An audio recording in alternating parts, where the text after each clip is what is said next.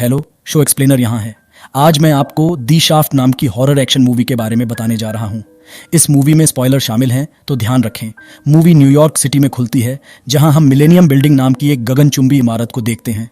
वहां के विकृत सुरक्षा गार्ड्स दूरबीन का उपयोग करके दूसरी इमारत की वेश्याओं पर नजर रखते हैं। जब उनका बॉस उन्हें बुलाता है तो वे लिफ्ट की ओर जाते हैं। उनमें से एक बाथरूम चला जाता है, जबकि उसका सहयोगी बाहर इंतजार करता है। उसी समय वह आदमी लिफ्ट के अजीब व्यवहार को नोटिस करता है। दरअसल उसकी टॉर्च लिफ्ट के दरवाजे में फंस जाती है।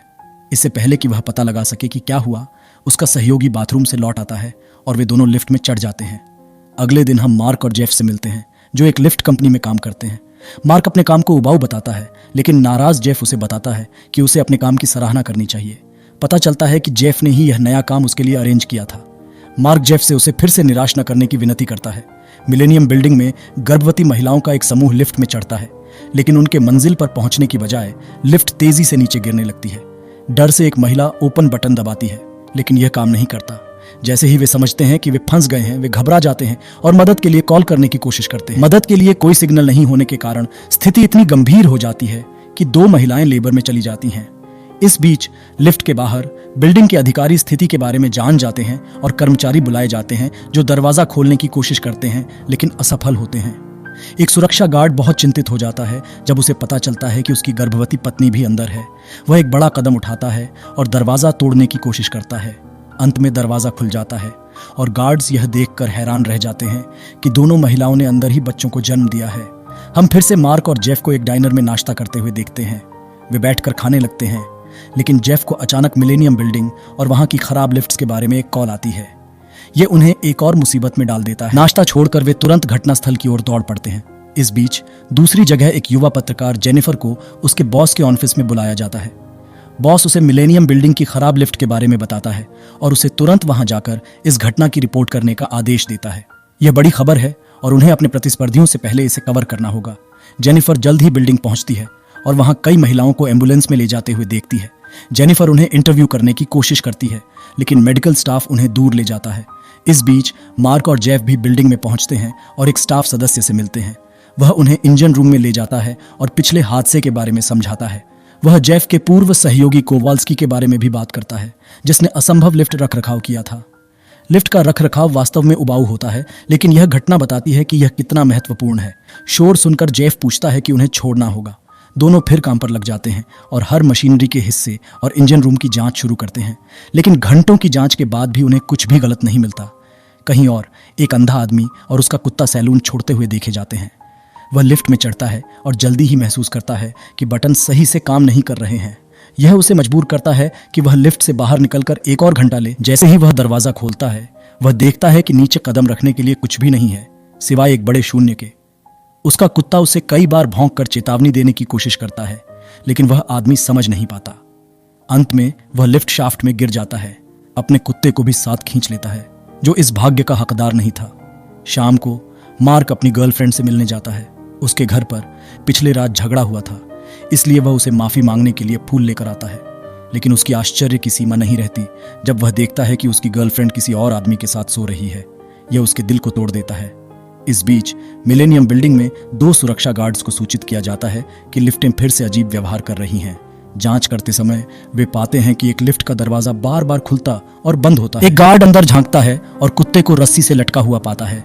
वह इस स्थिति की रिपोर्ट कर पाता उससे पहले ही दरवाजा अप्रत्याशित रूप से बंद हो जाता है और उसका सिर दरवाजे के बीच फंस जाता है। वह अपने साथी से कुछ करने की विनती करता है, लेकिन लिफ्ट नीचे उतरने लगती है, जिसके परिणाम स्वरूप उसका सिर धड़ से अलग हो जाता है और उसका साथी भयभीत रह जाता है। इसके बाद मार्क बिल्डिंग में लौटता है और जेनिफर उसका पीछा करते हुए बाथरूम में जाती है। वह अपनी नई कहानी के लिए लिफ्टों के बारे में पूछती है, लेकिन मार्क उसे यह कहकर टाल देता है कि सब कुछ ठीक है। जब वह फिर भी पूछती रहती है तो वह व्यंग्यपूर्वक कहता है कि लिफ्टें लोगों को मारने में मजा लेती हैं और हर 10 में से एक व्यक्ति जो उसमें प्रवेश करता है मर सकता है। जेनिफर उसके जवाब से संतुष्ट नहीं होती और उसका पीछा करती रहती है, लेकिन सुरक्षा गार्ड उसे रोक देते हैं। बाद में जेफ और मार्क बिल्डिंग के मैनेजर मिलिगन और अन्य अधिकारियों से मिलते हैं। वे निरीक्षण के बारे में पूछते हैं और जेफ बताता है कि उन्होंने पूरी तरह से जांच की, लेकिन कुछ भी गलत नहीं पाया। मार्क फिर सुझाव देता है कि वे लिफ्ट को कुछ दिनों के लिए बंद कर दें ताकि वे और जांच कर सकें, लेकिन मिलिगन कहता है कि यह संभव नहीं है क्योंकि इससे उन्हें काफी वित्तीय नुकसान होगा। जेफ भी इससे सहमत होता है और आश्वासन देता है कि लिफ्ट पूरी तरह से सुरक्षित है।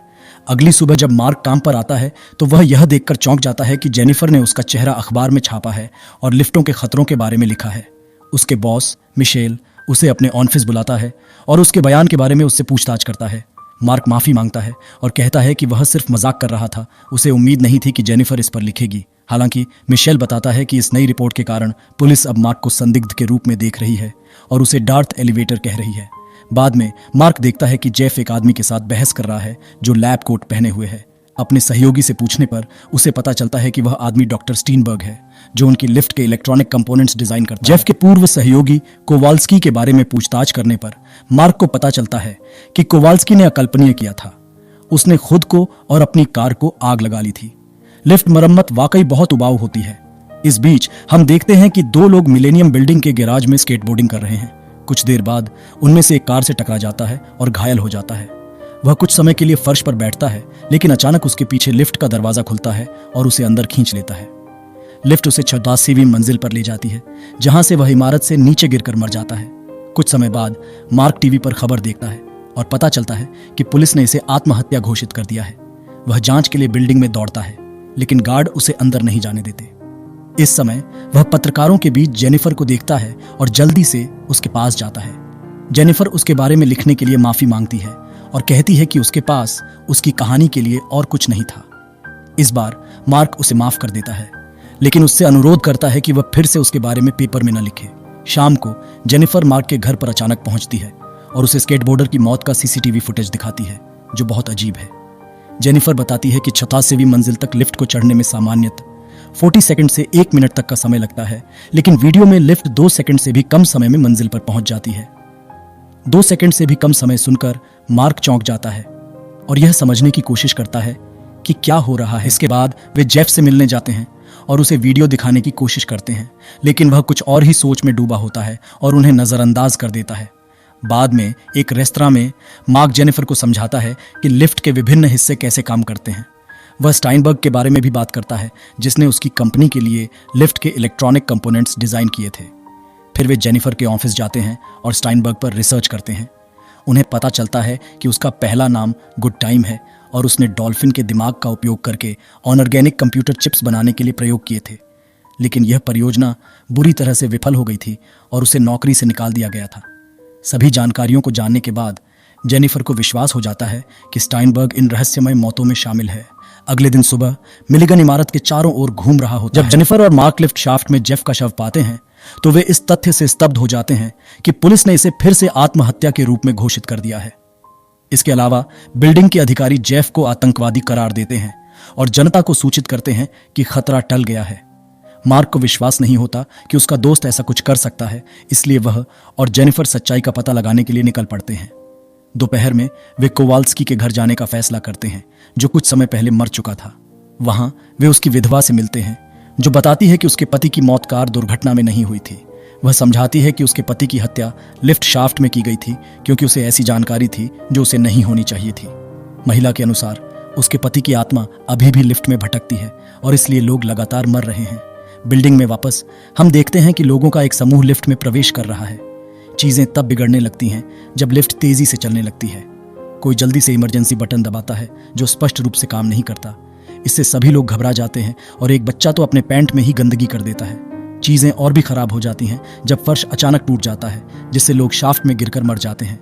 लिफ्ट तब तक तेजी से चलती रहती है जब तक कि वह अंततः बिल्डिंग की छत को तोड़ नहीं। इस घटना के बाद संयुक्त राज्य अमेरिका के राष्ट्रपति इसे आतंकवादी हमला बताते हुए एक बयान जारी करते हैं और बिल्डिंग में किसी के प्रवेश को रोकने के लिए एक स्वाट टीम तैनात कर दी जाती है।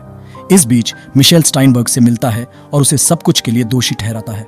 स्टाइनबर्ग का दावा है कि यह केवल उसकी महान योजनाओं में एक मामूली बाधा है जो मानवता को बदल देगी। मिशेल इसे मानने से इनकार कर देता है और उसे जल्द से जल्द समाधान खोजने का आग्रह करता है। हालांकि स्टाइनबर्ग कहता है कि चीजें उसके नियंत्रण से बाहर हो गई हैं। शाम को जेनिफर एक वैन में बिल्डिंग पहुंचती है, जबकि मार्क पिछली सीट पर छिपा होता है। जेनिफर दावा करती है कि वह लिफ्ट कंपनी से है, लेकिन गार्ड उससे वैन का दरवाजा खोलने के लिए कहते हैं। जेनिफर अनिच्छा से मान जाती है और दरवाजा खोलने की तैयारी करती है। तभी उसे अपने एक सहयोगी का फोन आता है, जिसे उसने स्टाइनबर्ग की जांच करने के लिए कहा था। वह बताता है कि स्टाइनबर्ग को नौकरी से निकाल दिए जाने के बाद भी उसने बायोचिप्स पर काम करना जारी रखा, हालांकि अब डॉल्फिन ब्रेन के साथ नहीं बल्कि किसी और चीज के साथ। वह जेनिफर को सावधान रहने की सलाह देता है और फोन काट देता है। इस दौरान मार्क वैन से चुपके से निकलकर मिलेनियम बिल्डिंग में प्रवेश कर जाता है। अगले दृश्य में पुलिस को पता चलता है कि जेनिफर को लिफ्ट कंपनी ने नहीं भेजा था, इसलिए वे उसे एक कमरे में बंद कर देते हैं। दूसरी तरफ मार्क एक लिफ्ट शाफ्ट में एक विशाल मस्तिष्क के आकार की बड़ी बायोचिप का पता लगाता है। यह अंग अभी भी जीवित है और लिफ्टों को नियंत्रित करता है। वह इसे स्क्रूड्राइवर से नष्ट करने की कोशिश करता है, लेकिन असफल रहता है। जब एक जलती हुई लिफ्ट उसकी ओर तेजी से आती है और मार्क मुश्किल से बच निकलता है, जबकि लिफ्ट एक स्वाट अधिकारी को मार देती है जो अभी शाफ्ट से बाहर निकल रहा था। मार्क उस अधिकारी का मिसाइल लॉन्चर पाता है और अंग को नष्ट करने की कोशिश करता है, लेकिन स्टाइनबर्ग वहां पहुंचता है और हस्तक्षेप करता है। वह मार्क पर बंदूक तानता है और उसे अपनी रचना को नष्ट न करने के लिए कहता है। दोनों के बीच लड़ाई होती है और स्टाइनबर्ग लगभग मार्क को शाफ्ट में धकेल देता है, लेकिन जेनिफर समय पर आ जाती है और उसे बंदूक की नोक पर रोक लेती है। इस समय स्वाट टीम वहां पहुंच जाती है और सभी को अपने हथियार छोड़ने का आदेश देती है। स्टाइनबर्ग इस अवसर का लाभ उठाकर जेनिफर को एक बार फिर बंधक बनाता है, लेकिन वह जल्दी से मुक्त हो जाती है। कुछ ही क्षण बाद स्टाइनबर्ग को उसकी अपनी रचना द्वारा हमला किया जाता है। जेनिफर मिसाइल लॉन्चर को समय पर मार्क के पास पहुंचा देती है। मार्क लॉन्चर को पकड़ता है और अंग पर फायर करता है, अंततः इसे नष्ट कर देता है। विस्फोट की ताकत उसे बाहर धकेल देती है, जबकि स्टाइनबर्ग का विकृत शव कुछ सेकंड बाद गिर जाता है। दृश्य फिर कई दिनों बाद बदलता है, जहां मार्क को अस्पताल से बाहर जाते हुए दिखाया जाता है, जो उसकी ठीक होने के बाद की स्थिति है। जेनिफर उसे लेने आती है और जब वे निकलते हैं तो वे लिफ्ट में फंस जाते हैं। जेनिफर घबरा जाती है, यह सोचकर कि राक्षस वापस आ गया है, लेकिन मार्क अचानक हंसने लगता है और खुलासा करता है कि यह सिर्फ एक मजाक था। मार्क, तुम कमीने हो। फिल्म समाप्त होती है जब वह उसे पास खींचता है और चूम लेता है।